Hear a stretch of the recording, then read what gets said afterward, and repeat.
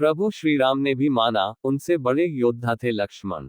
जब भी श्री राम का नाम लिया जाता है तो स्वतः ही हनुमान जी की राम भक्ति का स्मरण हो जाता है।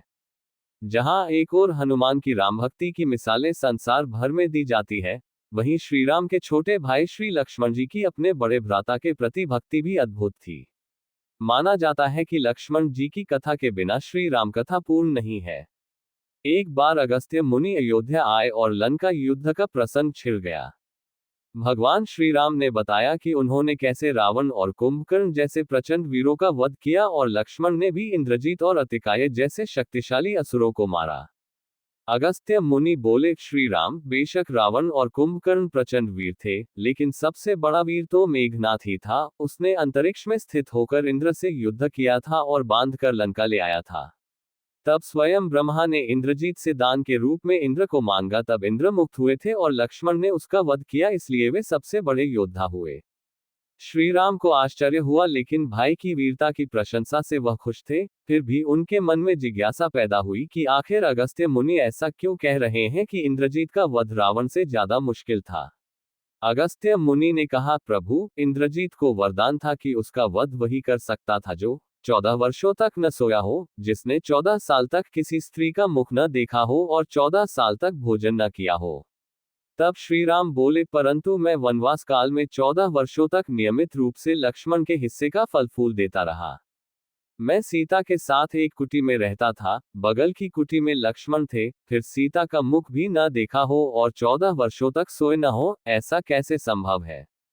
अगस्त्य मुनि सारी बात समझकर मुस्कुराए और बोले, प्रभु से कुछ छुपा है भला। दरअसल सभी लोग सिर्फ श्रीराम का गुणगान करते थे, लेकिन प्रभु चाहते थे कि लक्ष्मण के तप और वीरता की चर्चा भी अयोध्या के घर घर में हो। अगस्त्य मुनि ने कहा, क्यों न लक्ष्मण जी से पूछा जाए। लक्ष्मण जी आए। प्रभु ने कहा कि आपसे जो पूछा जाए उससे सच सच कहिएगा। प्रभु ने पूछा, हम तीनों 14 वर्षों तक साथ रहे, फिर तुमने सीता का मुख कैसे नहीं देखा। फल दिए गए फिर भी अनाहारी कैसे रहे और 14 साल तक सोए नहीं।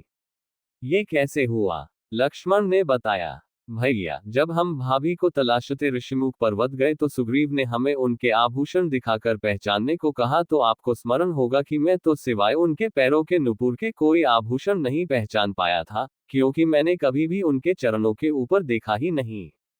14 वर्ष नहीं सोने के बारे में सुनिए, आप और माता एक कुटिया में सोते थे।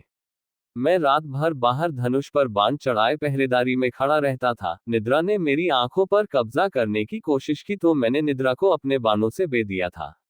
निद्रा ने हारकर स्वीकार किया कि वह 14 साल तक मुझे स्पर्श नहीं करेगी, लेकिन जब श्रीराम का अयोध्या में राज्याभिषेक हो रहा होगा और मैं उनके पीछे सेवक की तरह छत्र लिए खड़ा रहूंगा, तब वह मुझे घेरेगी। आपको याद होगा, राज्याभिषेक के समय मेरे हाथ से छत्र गिर गया था। अब मैं 14 साल तक अनाहारी कैसे रहा। मैं जो फल फूल लाता था आप उसके 3 भाग करते थे। एक भाग देकर आप मुझसे कहते थे, लक्ष्मण फल रख लो। आपने कभी फल खाने को नहीं कहा, फिर बिना आपकी आज्ञा के मैं उसे खाता कैसे। मैंने उन्हें संभाल कर रख दिया। सभी फल उसी कुटिया में अभी भी रखे होंगे। प्रभु के आदेश पर लक्ष्मण जी चित्रकूट की कुटिया में से वे सारे फलों की टोकरी लेकर आए और दरबार में रख दिया। फलों की गिनती हुई, 7 दिन के हिस्से के फल नहीं थे। प्रभु ने कहा, इसका अर्थ है कि तुमने 7 दिन तो आहार लिया था। लक्ष्मण जी ने 7 फल कम होने के बारे बताया, उन 7 दिनों में फल आए ही नहीं। 1. जिस दिन हमें पिताश्री के स्वर्गवासी होने की सूचना मिली, हम निराहारी रहे। 2. जिस दिन रावण ने माता का हरण किया, उस दिन फल लाने कौन जाता। 3. जिस दिन समुद्र की साधना कर आप उससे राह मांग रहे थे। 4. जिस दिन आप इंद्रजीत के नागपाश में बंद कर दिन भर अचेत रहे। 5. जिस दिन इंद्रजीत ने मायावी सीता को काटा था और हम शोक में रहे। 6. जिस दिन रावण ने मुझे शक्ति मारी।